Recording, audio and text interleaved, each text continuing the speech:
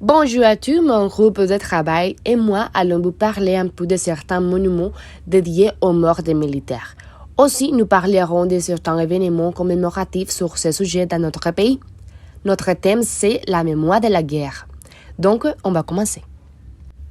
Comme nous le savons, il existe en France plus de 40 000 monuments dédiés aux morts de la Première Guerre mondiale. Dans notre pays, il existe des monuments qui nous rappellent les souffrances et les combats des soldats pendant la guerre. Par exemple, Plaza y Monumento de los Caídos est un hommage aux membres des forces armées qui ont perdu la vie dans les conflits armés internes en Colombie. Cet endroit est situé dans le centre administratif national, à proximité de plusieurs bâtiments du gouvernement et de l'armée.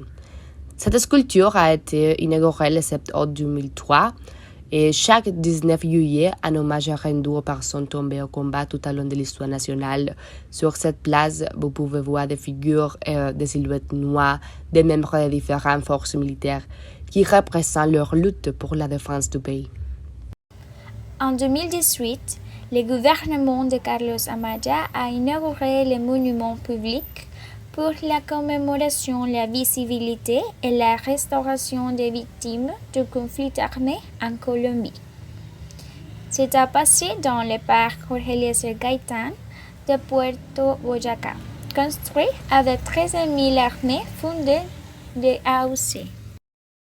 Le monument, construit par José Cristiano Barrera, originaire de Boyacá, est également gravé de la phrase « Pardonnez le passé, c'est lui donner une chance pour l'avenir », rappelant l'engagement de tous les Boyacans et Colombiens envers les victimes du pays.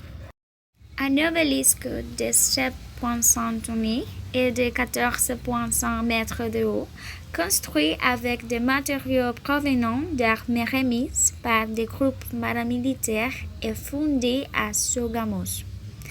Ratifier l'engagement de Boyacá envers les victimes et la construction d'un avenir sûr et pacifique pour les nouvelles générations.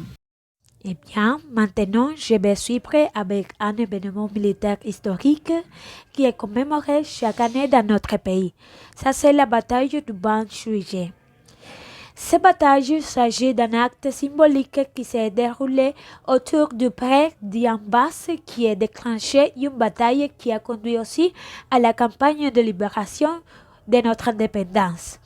L'histoire de cette bataille nous raconte que c'était un vendredi, le 20 juillet de 1810, et ce jour de marché est le jour le plus chargé de la place.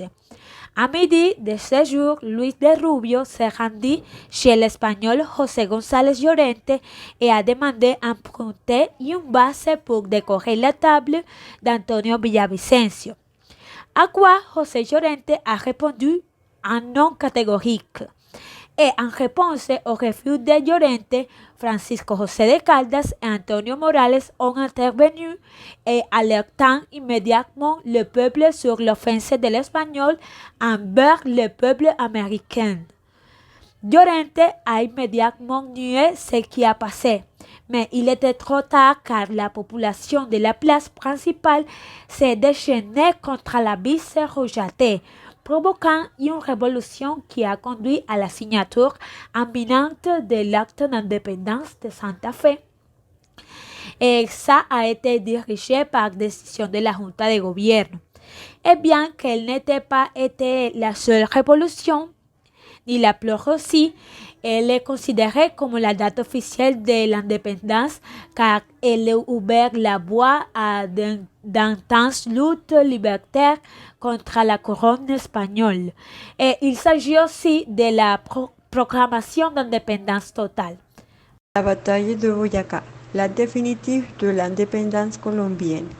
Sous le commandement de Simón Bolívar, la campagne de libération a remporté une victoire lors de la bataille du pont de Boyacá, un événement qui a déterminé l'indépendance de la Colombie. Le pont de Boyacá, situé à 14 km de Tunja, a été le lieu de l'une des plus grandes batailles menées sur le territoire colombien pour notre indépendance, la bataille de Boyacá. Quand a lieu la bataille de Boyacá? Surprenant le 7 août 1819, cette bataille a marqué non seulement la fin des querelles pour le pouvoir sur le territoire colombien, mais aussi le triomphe de l'indépendance que le pays avait désigné le 20 juillet 1810. Cette confrontation rêve une grande importance historique pour l'indépendance de la Colombie, car elle a garanti la réussite de la libération de l'Empire espagnol avec la chute définitive de la vice-royauté de Nueva Granada. Comment s'est déroulée la bataille de Boyacá?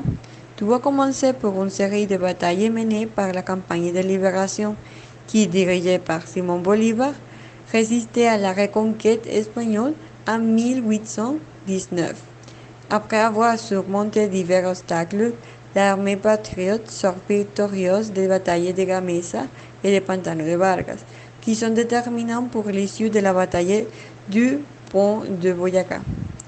Sous le commandement de Simón Bolívar, Francisco de Paula Santander et José Antonio Anzoátegui, les troupes patriotes composées de 2850 combattants, créoles, mulâtres, métis, zambos, indiens et noirs, asseyent l'armée royaliste qui compte 2670 hommes, dirigée par le colonel José María Berreiro. Dans une bataille qui a duré environ 6 heures, les troupes libératrices ont remporté la victoire et obtenu la reddition des Espagnols qui ont été faits prisonniers. Que signifie la bataille de Boyacá pour l'histoire de la Colombie? Le pont est aujourd'hui l'un des sites les plus emblématiques de l'histoire de la Colombie. Il est entouré de monuments commémorant le mouvement d'indépendance, comme les statues de Simón Bolívar, Francisco de Paula Santander et Pedro Pascasio Martínez. À côté d'elle se trouvent également des symboles tels que la Plaza de Banderas, l'Arc de Triomphe, le lutrin de pierre, la flamme de la liberté, la pierre de la Légion britannique et l'obélisque. Merci beaucoup. À la prochaine.